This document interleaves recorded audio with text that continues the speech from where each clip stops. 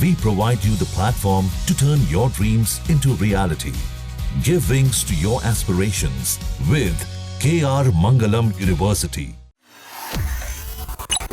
छत्तीसगढ़ कांग्रेस प्रभारी सचिन पायलट छत्तीसगढ़ के रायपुर पहुंचे तो अटकलें लगाई जाने लगी कि क्या कांग्रेस में कुछ बड़ा होने वाला है। दरअसल पायलट 2 दिन के लिए छत्तीसगढ़ में ही रहेंगे। इस दौरान वे कई मुद्दों को लेकर रायपुर में बैठकें लेंगे। बैठक में भाजपा की तुलना में कांग्रेस संगठन के कमजोर परफॉर्मेंस और नेताओं की गुटबाजी के साथ ही निष्क्रियता का मुद्दा फिर से गर्मा सकता है।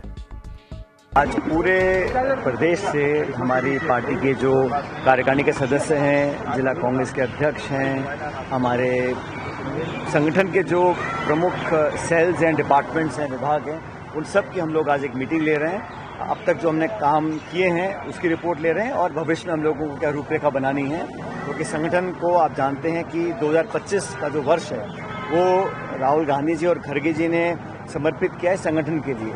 इसलिए अभी से ही हम लोग अपने संगठन को पुख्ता करना चाहते हैं। बूथ से लेके प्रदेश लेवल तक जो जो हमें तब्दीलियां करनी हैं, बदलाव लेकर आने हैं या जो रोड मैप तैयार करना है, उस पर आज विस्तार से चर्चा होगी और 2 दिन तक यहाँ लगातार बैठक कर हम लोग कांग्रेस पार्टी को नई दिशा देने का काम करेंगे। ये मॉनसून सत्र भी जल्द शुरू होने वाला है और विधायकों की बैठक भी आप लेने वाले हैं। आज रात को सभी विधायकों से हम लोग चर्चा करेंगे और सदन के अंदर, क्योंकि प्रशासन, सरकार और भाजपा का जो कार्यकाल रहा पिछले 1.5 साल से हम सब लोग देख रहे हैं और सबसे महत्वपूर्ण मुझे लगता है कि जो लॉ एंड ऑर्डर है, कानून व्यवस्था है, वो बहुत लचर है और यहाँ पर नियंत्रण मुझे लगता है दिल्ली का ज़्यादा है, रायपुर का कम है। सारा कुछ मैनेज ऊपर से हो रहा है और लोगों का विश्वास उन लोगों में नहीं रहा जिन्होंने वोट लिए हैं, जिन लोगों को जनता से आशीर्वाद मिला है शासन करने का, उनके बजाय वो बाहर दिल्ली की तरफ देखते हैं सारे निर्देशों के लिए, सारे निर्णयों के लिए। इसलिए सरकार को जवाबदेही तय करना हमारी जिम्मेदारी है।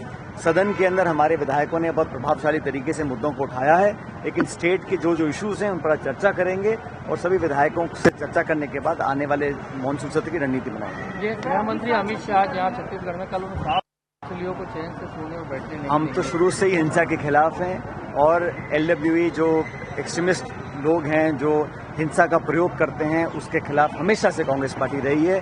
हमारे नेताओं ने, हम लोगों ने बहुत कुर्बानियां दी हैं इस देश को, राज्य को सुरक्षित रखने के लिए। तो जो प्रभावी कार्रवाई करनी है करनी चाहिए, कार्रवाई पारदर्शी तरीके से होनी चाहिए और इसको पॉलिटिसाइज नहीं करना चाहिए, क्योंकि ये आंतरिक सुरक्षा का मामला है, इसमें कोई पॉलिटिक्स नहीं करें और जो भी कार्रवाई हो सबको कॉन्फिडेंस में लेके की जाए, प्रभावी हो, पारदर्शी हो और इसका राजनीतिकरण ना हो। लेकिन जो डेडलाइन उन्होंने दी है कि मार्च 2026 तक, क्या आपको लगता है कि उस डेडलाइन तक वो जो है टारगेट पूरा कर लेंगे? इसका जवाब तो वो ही दे सकते हैं, लेकिन मैं इतना चाह रहा हूँ कि न सिर्फ इस प्रदेश में, अन्य प्रदेशों में जहाँ पर भी इस प्रकार की हिंसा होती है, नक्सली हिंसा तो कोई लोग अंजाम देते हैं, तो उसका समापन सबको मिलकर करना चाहिए।